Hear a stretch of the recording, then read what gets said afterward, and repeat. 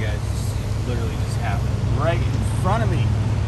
This truck pulled forward and the forklift fell out. Look at that.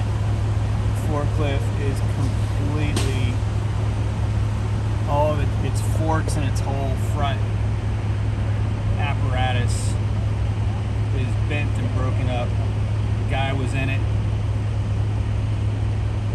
Oh boy.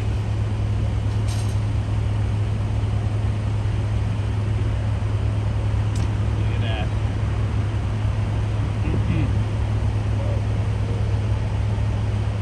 Somebody could get seriously injured or killed. It literally happened while I was on the phone, right in front of me. Dude pulls forward, the whole forklift just fell.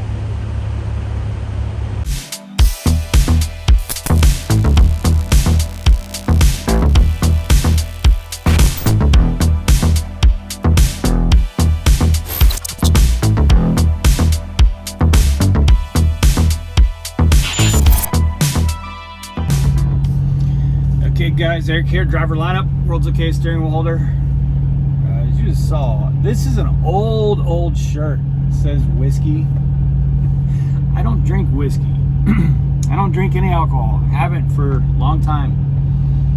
I take that back. A couple months ago, I was really stressed and I had a some sort of margarita in a can or something like that.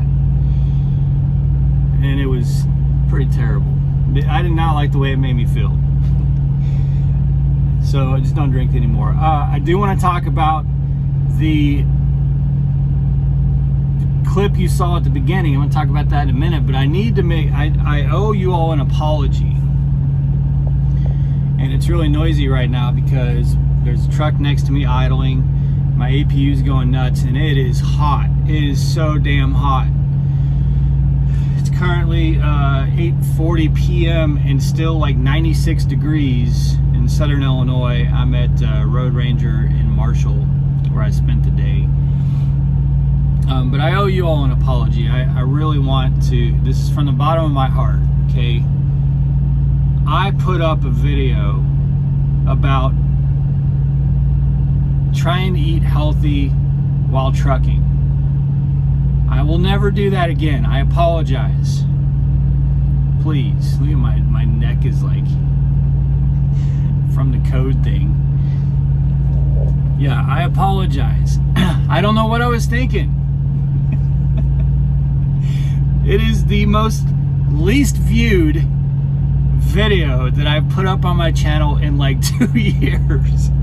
It's so bad that YouTube sent me a message in studio in the app that's like, hey, your regular viewers, basically YouTube's like, your regular viewers just don't care about this topic. I forgot exactly what it said, but it was along those lines. It was like, yeah, you know, don't do this again. Okay, I won't talk to you all about eating healthy while trucking. Jeez. I honestly, I thought it was funny, but yeah, nobody cares about that topic. And it's funny because Jen and I tried to talk about it a little bit when we were out on the road together teaming, and it was the same thing. Like, we'd do topics about some of the things that we would do to try and eat healthy. Like, nobody wants to watch those videos. So I apologize. Won't happen again. All right. Anyway, so yeah, yesterday, I was so damn frustrated. When I got to this customer yesterday morning, I had driven, it was a hard night, man. I had to take this load that I had through all the severe weather and storms to Wintersville. A lot of y'all know that Walmart up there, which is a pain in the ass to get to. By the way, if you follow what Qualcomm or what your GPS tells you, your truck, hopefully trucker GPS, you're going to be on a long, miserable, 2-lane, twisty, curvy road for a long time. Do not go, well, I'm not your advisor, You do what you're gonna do. For me, I go all the way down 70 to 7, take 7 up.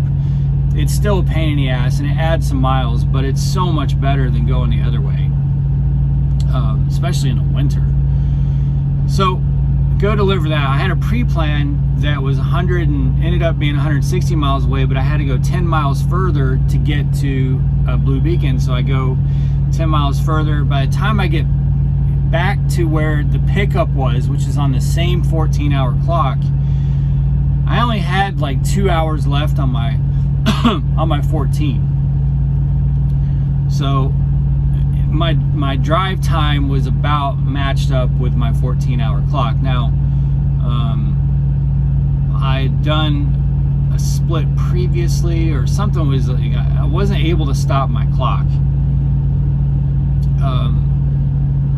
So they load the trailer super fast, really fast. Like, they load the trailer in 40 minutes. And the guy says, well, it should be about 10 or 15 minutes for your paperwork. You can go ahead and pull out and go park. Now, I had a plan. I was like, okay, this is great. I'm going to utilize the time I have left and go get to this. There was a big rest area right down the road. So that was my plan. I was really excited about it. What ended up happening is this guy dilly-dallied. Like, I watched him. I cannot fathom how someone can work this slow. Like, it was almost like he was intentionally trying to just burn time and take up my time. Because I would go into the office, check on the paperwork, because they don't call you. The number that they had that you can call them just goes to voicemail. It doesn't do anything. So I'd go inside, and he wouldn't address me. He was just kind of staring. A couple times I'd go up to the window. No, your paperwork's not done. I'll signal you when your paperwork's done. Okay, so because I've been standing here for 40 minutes. There's no chairs. Like, you know, should I go out to my truck for a few minutes longer? What do you want me to do? I can't stand here for an hour, like literally just standing here. You tell me you're gonna signal me, and you don't signal me. Hold on, I'm getting trying to deal with. I got messages coming from dispatch right now. I got calls coming in.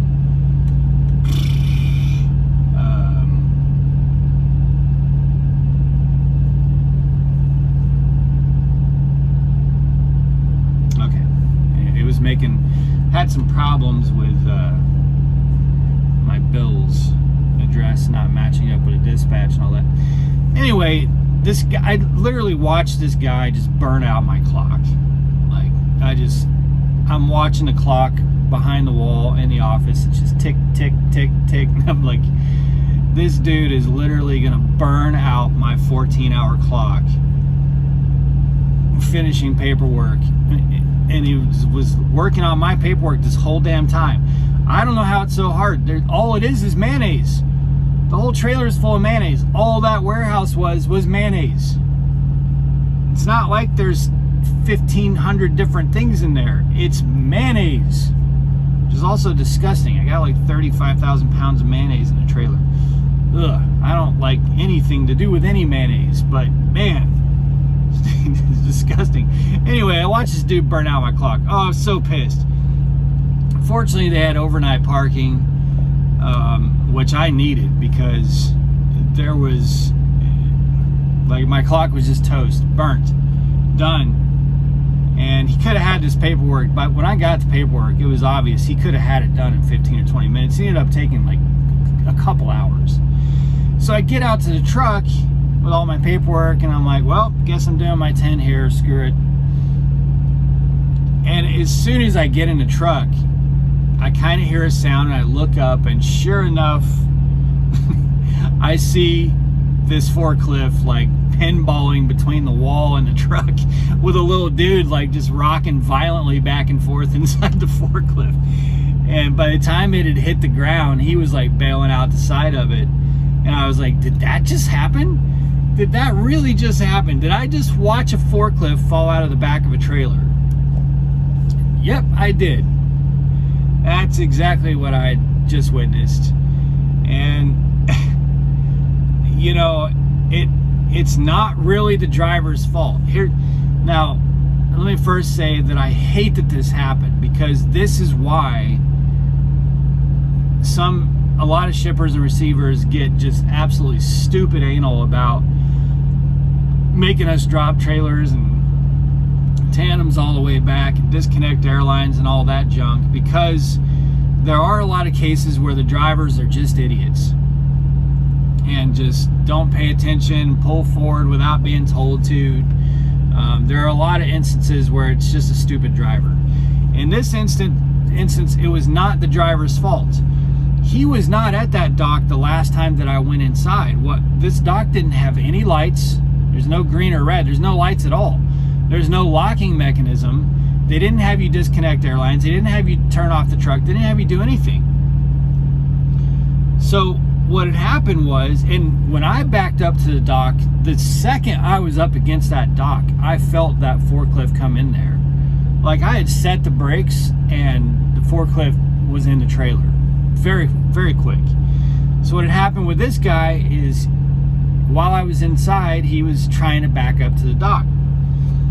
Well, when I had come around him, his truck was still idling, and he was still kind of working it a bit.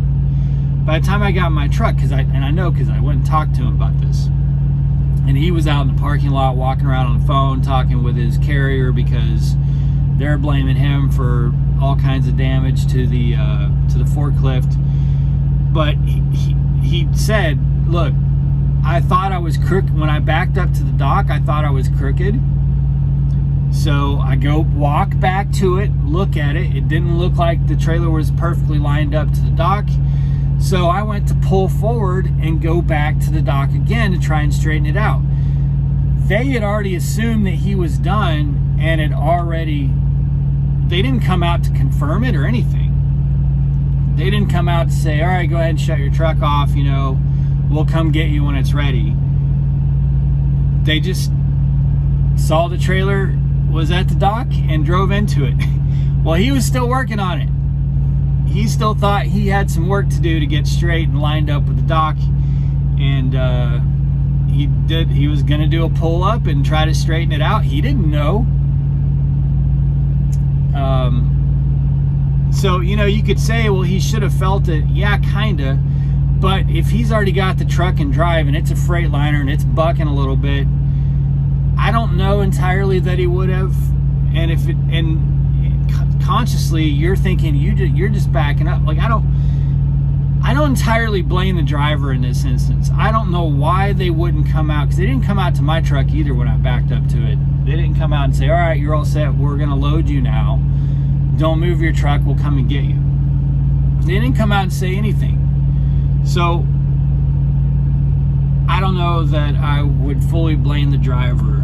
He was absolutely distraught that this had happened, and he could have gotten someone killed.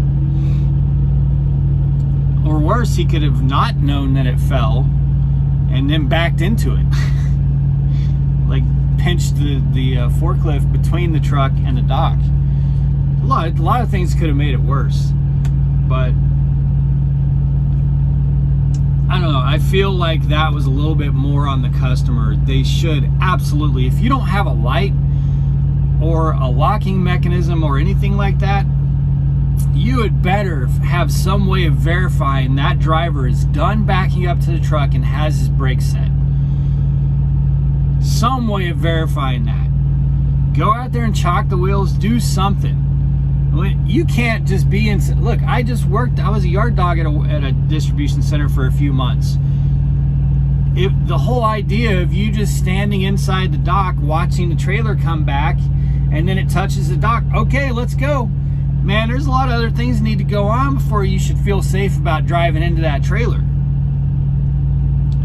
That's all I'm gonna say about it. Anyway, I'd love to know your thoughts. Again, I apologize. I won't do another video about eating healthy while trucking. My bad. I've learned my lesson. So, won't happen again, guys. Be careful out there with those docks. I got to drive all night. There's going to be some weather. It is what it is. Be safe. Make good decisions. As always, drive and thrive. Talk to you soon.